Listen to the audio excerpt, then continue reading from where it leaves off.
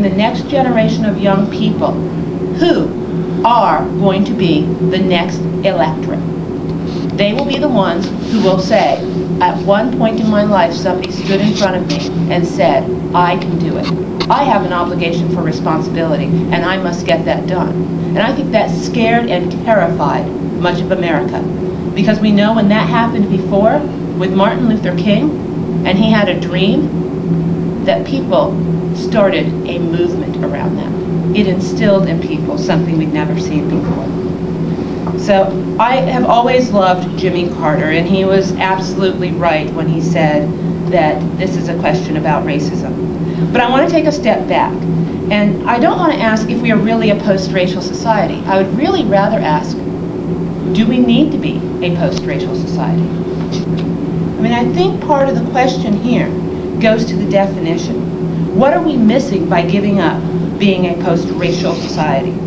Who's used that term and who coined that term in the first place for us to even be considering it? We know that Barack Obama is comfortable in front of 300 or even 3 million white people. But how many white people are comfortable in front of 3 million or 300 black people? Half that many? Is it true that a post-racial society is really a non-issue? In a post-racial society, whites would be proud to claim Obama as theirs, as proud as blacks have been interested in claiming Obama as theirs. I think that is very, very, very telling. And in college, we talked about this issue of the melting pot and the tossed salad. I'm going to assume that the majority of you understand that philosophy, that we would all blend our flavors together, there would be no separation, we would be bound together by being Americans. I want to make that argument that we don't need to be a melting pot, and that we don't need to necessarily even be a tossed salad, but we need to hold on to our own ethnicities, our own races, our own history, and our own understanding. Each person will answer the question from their own perspective and background, so I want to give you a little bit more on my perspective and background, because I think it lets you understand why I think we don't need to give up these things. You see, I'm an Air Force brat, and I traveled around the world as a child. But I spent the majority of my life growing up in North Dakota. North Dakota has about as many people of color as are in this room total. The population of the state is 600,000, and less than 1% of the population are people of color, and the greatest majority of that population are Native Americans. One would say that in that state, the reality is that there is no racism except against the Native Americans, because all other races were bringing in an economic standard into the state. So many of the African Americans were there because of the military, and many of the Latinos and Hispanics were there because of the farms. But the Native Americans were there because they were there. It was their country, it was their land. My father is incredibly light-skinned. In this part of the country, he could pass as white. In North Dakota, he passes as Native American, because he is. Well, we lived overseas for a good portion. We adopted 3 children. So I grew up in what was called the Rainbow Coalition. I have a sister who is Korean, a brother who is black and white mixed, and a sister who is Japanese and black, as well as 2 natural siblings and a father who is Native American. So when we talk about being racially blind, it was always an interesting conversation in my household. And as we've gotten older, in a household that is very diversified, very interracially mixed, you can understand that those conversations went on and on. When I was going up to school once with my father, we stopped by a diner on the side of the road, one I'd stopped at 100 times before on my way to the university. And we went in and we sat down, and they said to me, "What would you like to eat?" And my father had been retired from the military at this point for about, I don't know, 4 or 5 years. So he wore a long ponytail down the center of his back. And I said, "I'll have some coffee and 2 eggs and some bacon." And they said, "Okay." And they walked away. They didn't acknowledge that my father was sitting at the table. Not because at that point, because he was black, but because they assumed he was Native American. See, it's easy for us to talk about a post-racial society when we put it in terms of black and white. But when we put it in terms or shades of color, racism still exists. And you can't have a post-racial society without fully acknowledging that racism spans regardless of the skin tone. And I don't think we should be so naive as to think that it's not within our own diverse races. So we can't have a post-racial society that's neither black nor white, and putting the emphasis on who's determining what the standards will be. But within our own cultures, we also don't have a post-racial society. Many of us will gladly admit, and know this to be true, that within our own cultures, they're just a little different.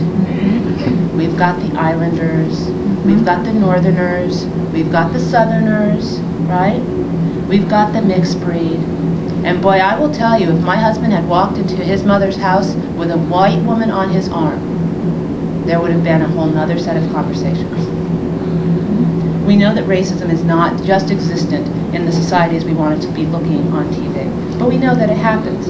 And you can't be post-racial if we don't fully have an honest conversation about race in America, not black race or white race. You see, Martin Luther King, when he spoke, said, he dreams of a day when his children will not be judged on the color of the skin, but the content of their character. But he didn't say that I hope they don't have color in their skin.